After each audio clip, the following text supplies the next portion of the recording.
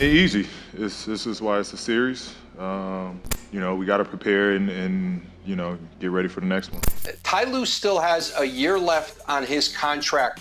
The Los Angeles Clippers have officially been eliminated in the first round, and there are huge questions surrounding them and their future. Multiple of their key players are going to be free agents this offseason. The CBA has completely changed, and there's even questions about whether or not Ty Lue can return. So before we get to the content, make sure you drop like, subscribe, and turn on our notifications to help the channel grow. We're on the way to 1 million subscribers, and now that we get all that out of the way, cue the intro.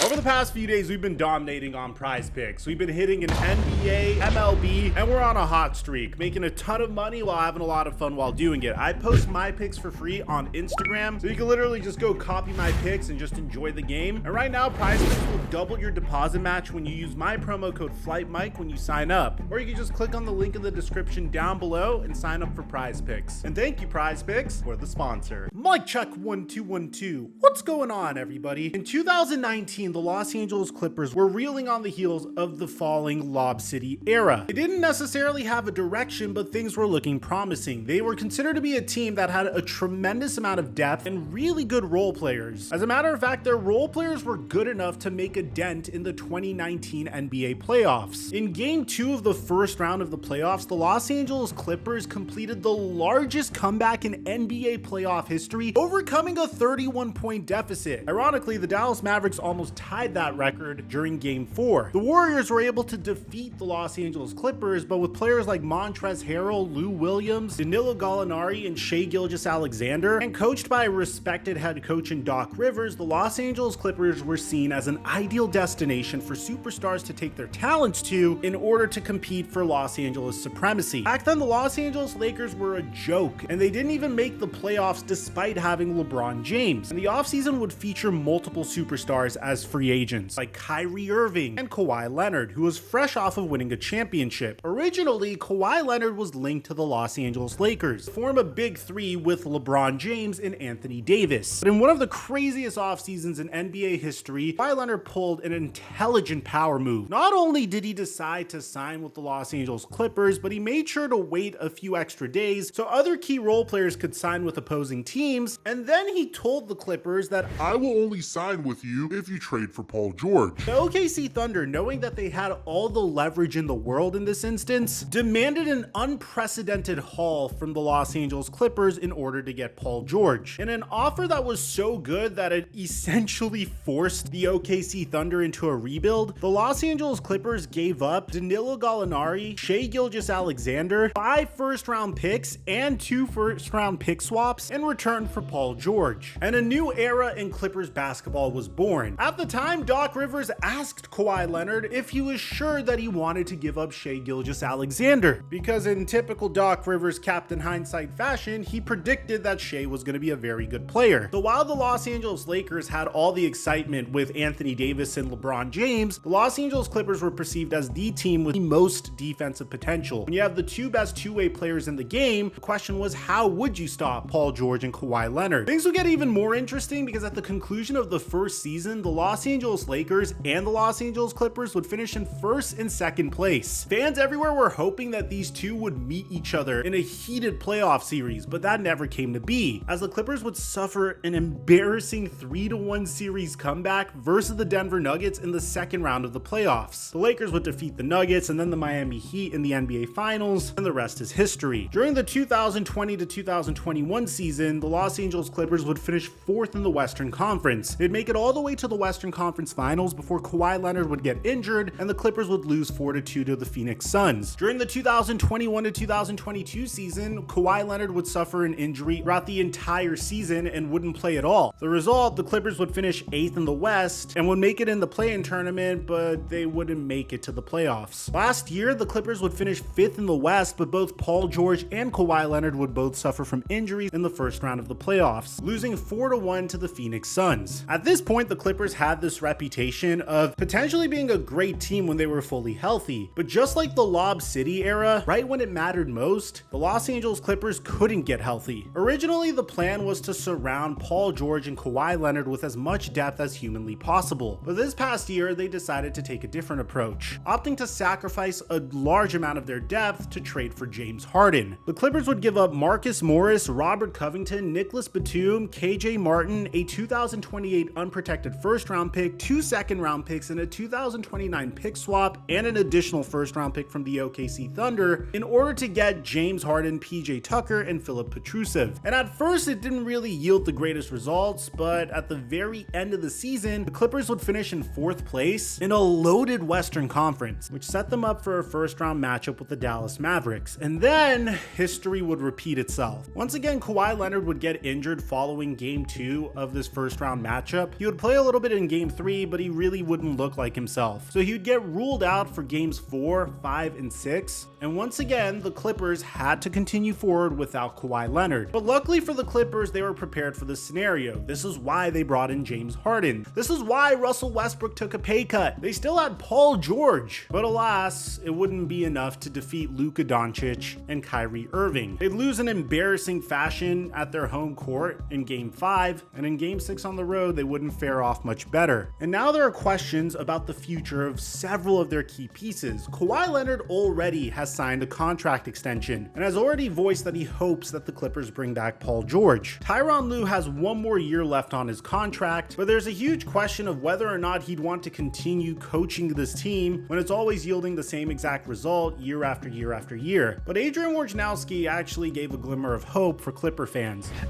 Malika, I don't believe it's realistic based on this. Ty Lue still has a year left on his contract, and the Clippers are determined to do a long-term deal with Ty Lue, I'm told. They want him to be their coach for a very long time. And so, listen, that's a conversation that will happen after the playoffs are over.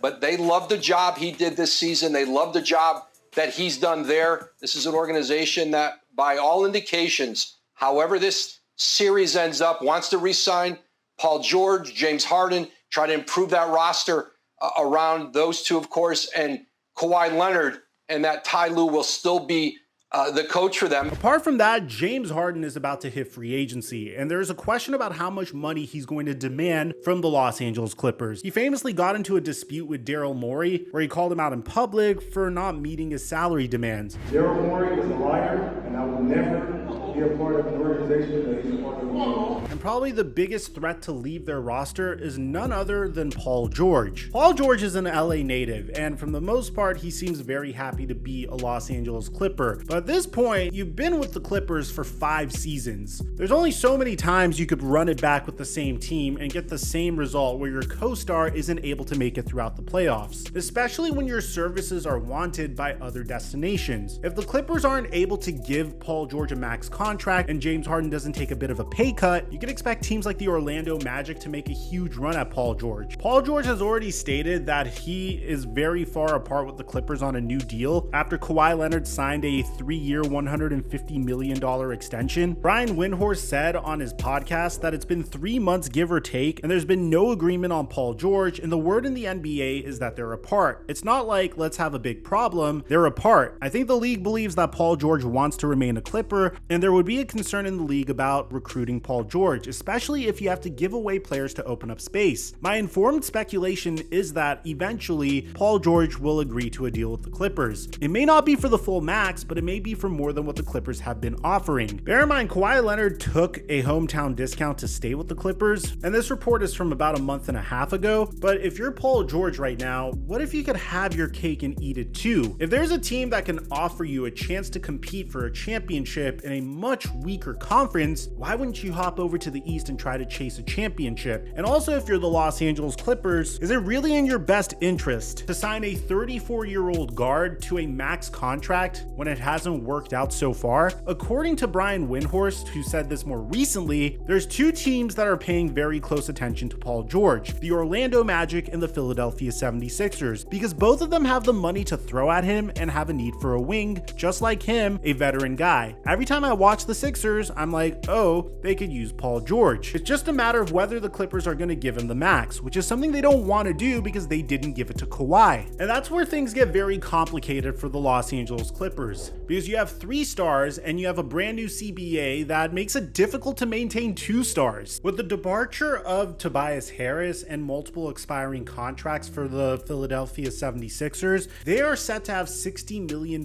in cap space for the summer, and Paul George would fill a huge position of need for them. In my opinion, the East is significantly weaker than the Western Conference, and it would provide him an opportunity to compete, unless if he's willing to take a pay cut to stay on his hometown LA Clippers. But at the same time, you have to think about it. Los Angeles already has a state income tax. If you're taking a pay cut, you're losing even more money. Whenever a team like the Orlando Magic, for instance, are offering you a max with no state income tax, and whenever you're making upwards of $40 or $50 million, it's a significant chunk of pie that you get to keep on what could be your final max contract. So things could shake out in a multitude of different ways, and it really depends on how Paul George wants to play out his future. But for now, for the very first time in a very long time, the Los Angeles Clippers' future seems very uncertain. Let me know in the comment section down below, what do you think the Los Angeles Clippers should do? Aside from that, I'm your boy Mike.